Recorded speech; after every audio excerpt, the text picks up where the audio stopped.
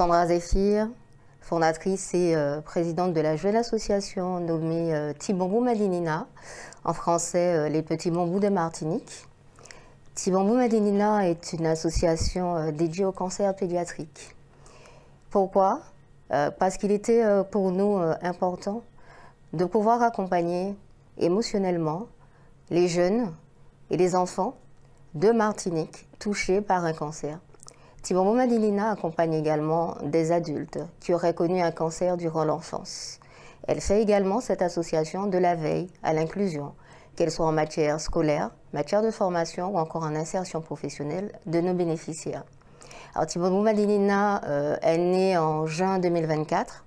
Notre lancement officiel s'est fait en octobre 2024 et vraiment nous avons été accueillis mieux encore que l'on aurait pensé. Vraiment, nous sommes arrivés sur le territoire Martinique où nous avons véritablement senti que nous venions compléter l'offre qui pouvait être donnée sur le territoire aux côtés des autres associations du domaine de l'oncologie en Martinique. Et puis, nous avons également rencontré lors de notre création et de notre lancement officiel vraiment des institutions telles que le GIPROM, l'ARS, qui, là encore, nous accompagnent, sont à nos côtés et ce sont vraiment des partenaires clés sans lesquels nous ne pourrions avancer. Tibambou Madinina a pour objectif de grandir, bien sûr. D'ailleurs, nous avons un événement très prochainement, le 15 février, puisque le 15 février, c'est la journée internationale des cancers pédiatriques.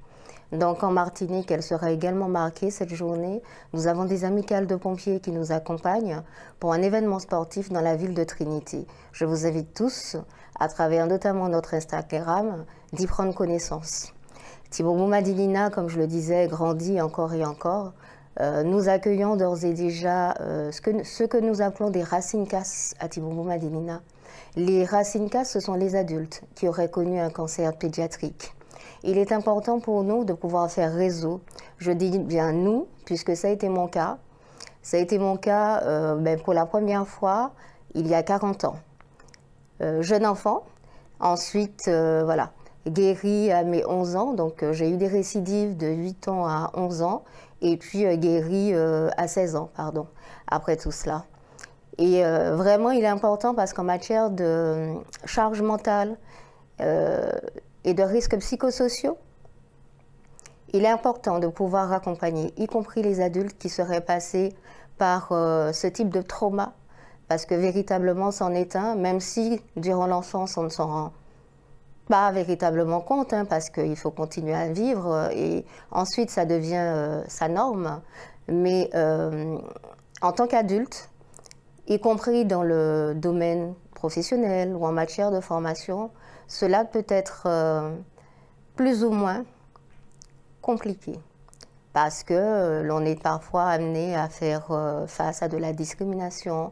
Mais je crois que c'est parce que dans l'inconscient collectif, pour beaucoup de personnes, y compris des supérieurs hiérarchiques, ce qui aurait pu se passer durant l'enfance est passé, daté, terminé. Cependant, non, puisque même 20 ans, 30 ans, 50 ans plus tard, pour ceux qui connaissent en tout cas des séquelles et qui sont accompagnés tout au long de la vie, ce n'est pas forcément terminé. L'épée de Damoclès est encore au-dessus de la tête. Et puis, puisque nous avons des contrôles de suivi à long terme, nous avons des batteries d'examens à longueur d'année. Nous sommes très bien suivis, en tout cas pour ma part, je suis très bien suivie. Mais voilà, les choses ne s'arrêtent pas là. On ne se sépare pas de ce mot cancer très facilement, en tout cas plus ou moins très rapidement. Quand on a la chance de pouvoir s'en séparer, c'est juste formidable. Sinon, on vit avec, on avance, on a les ressources.